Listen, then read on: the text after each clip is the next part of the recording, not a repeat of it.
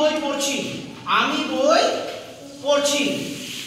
পরিষ্কারভাবে বোঝা যাচ্ছে আমার বই পড়া কিন্তু শেষ হয়ে যায়নি এখনো, তাই না? যদি কোনো বাক্যের শেষে পড়ছি, খাচ্ছি, ঘুমাচ্ছি, চলছি এই ধরনের শব্দ থাকে, তাহলে বুঝবো এটা হচ্ছে আমাদের প্রেজেন্ট কন্টিনিউয়াস টেন্স। আমি বই পড়ছি, আমি বই পড়ছি। স্পষ্টভাবে কিন্তু বোঝা যাচ্ছে যে আমার বই পড়া শেষ হয়ে গেছে কি? শেষ হয়ে যায়নি। যদি না শেষ হয়ে যায় তখন সেই কাজটা হচ্ছে আমাদের প্রেজেন্ট কন্টিনিউয়াস টেন্স। আমি বই পড়ছি, আমি এর আগে তোমাদেরকে বলেছিলাম যে প্রেজেন্ট কন্টিনিউয়াস টেন্স যদি থাকে, এদিকে যদি প্রেজেন্ট কন্টিনিউয়াস টেন্স থাকে তখন আমরা এই নিয়মে করব। প্রথমে সাবজেক্ট বসাবো, তারপরে বিভাগ বসাবো, ভার্বের সাথে আমরা আইএনজি যোগ করব, লাস্টে হচ্ছে আমাদের অবজেক্ট করব। সাবজেক্ট, বিভাগ, ভার্বের সাথে আইএনজি, লাস্টে হচ্ছে আমাদের অবজেক্ট। তাহলে এখানে সাবজেক্ট কোনটা? আমি বই পড়ছি, আমি হচ্ছে সাবজেক্ট, আমি সাবজেক্ট আই করে দিলাম।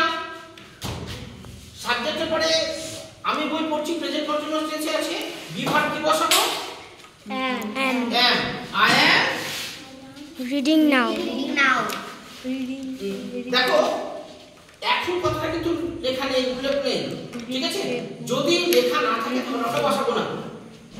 দেখো আমি বই পড়ছি, I am reading। এটা হচ্ছে আমাদের বিভাগ। বিভাগের পরে কি বসেছি আমরা? ভার্বের সাথে আইএনজি। পড়ছি, রিডিং। হাতে লেখা বোঝা যাচ্ছে? হ্যাঁ। Reading a book। I am reading book। কারো বুঝতে অসুবিধা? একেবারে দেখো সোজা, এটা একদম সোজা। আমরা কি করব? শুধুমাত্র ফর্মুলাতে কি করব? আর প্রথমে দেখে নেব বাক্যের শেষে কি আছে। বাক্যের শেষে হচ্ছে ভাব থাকে বাংলাতে। দেখো এখানে পড়ছি, খাচ্ছি অর্থাৎ পড়ছি, খাচ্ছি, ঘুমাচ্ছি, চলছি এই ধরনের যদি কোনো শব্দ থাকে, হে প্রভু এদিকে বল, এই ধরনের শব্দ থাকলে তোমরা বুঝবে এটা প্রেজেন্ট কন্টিনিউয়াস টেন্সে আছে। আর প্রেজেন্ট কন্টিনিউয়াস টেন্সে যখনই আমরা বুঝতে পারবো যে এটা প্রেজেন্ট কন্টিনিউয়াস টেন্স, তখনই আমরা এই ফর্মুলাটা কিন্তু ব্যবহার করব। সাবজেক্ট, বিভাগ, ভার্বের সাথে আইএনজি যোগ করব, লাস্টে হচ্ছে আমাদের অবজেক্ট। বোঝা গেল? কারণ বুঝতে অসুবিধা বলো।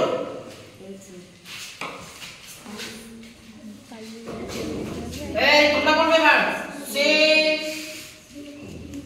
হাতে লেখা বুঝতে অসুবিধা হলে বলবে। লিখবো আমরা? না লিখবে না। সে ফুটবল খেলছে, সে ফুটবল খেলছে, সে ফুটবল খেলছে। এটাকে এর মধ্যে সাবজেক্ট কোনটা? সে হচ্ছে আমাদের সাবজেক্ট। ভার্ব কোনটা? খেলছে। আর কি বাকি আছে? অবজেক্ট। Subject, verb, object. অবজেক্টটা দেখো হচ্ছে ফুটবল, হ্যাঁ। তাই তো? এবার এটাকে পড়ে নিয়ে কি মনে হচ্ছে এটা কোন টেন্স হবে? Present continuous tense. এটা প্রেজেন্ট কন্টিনিউয়াস টেন্স। সে ফুটবল খেলছে অর্থাৎ তার এখন ফুটবল খেলা শেষ হয়ে যায়নি, খেলছে অর্থাৎ চলছে কাজটা, সে ফুটবল খেলছে। তাহলে এটাকে এই বাক্যটাকে আবার ইংলিশে ট্রান্সলেট করে দিই। কি বসাবো? প্রথমে সাবজেক্ট বসাবো। Subject C. হ্যাঁ, সিও হবে, হিও হবে। হ্যাঁ তো দুইটাই তো হয়। C. She is playing football। She is playing football। ইসটা কি? বিভাগ। ইস হচ্ছে আমাদের বিভাগ। যখন প্রেজেন্ট কন্টিনিউয়াস টেন্সে আমরা রূপান্তরিত করি, প্রেজেন্ট কন্টিনিউয়াস টেন্সে ওই যে নিয়ম বলেছিলাম, সাবজেক্ট, বিভাগ, ভার্বের সাথে আইএনজি, লাস্টে অবজেক্ট। সাবজেক্ট বসেছি, সাবজেক্টের পরে দেখো বিভাগ আছে, ইজ হচ্ছে আমাদের বিভাগ, am is are, এখানে তো am হবে না। she is playing football। playing football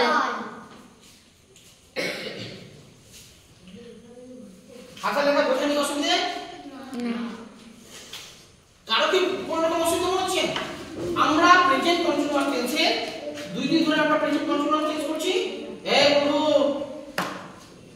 এটা মনে রাখবে যে বাক্যের শেষে কি আছে, পড়ছি, খাচ্ছি, চলছি, ঘুমাচ্ছি, এই ধরনের শব্দ থাকলে বুঝে যাব আমরা এটা প্রেজেন্ট কন্টিনিউয়াস টেন্স।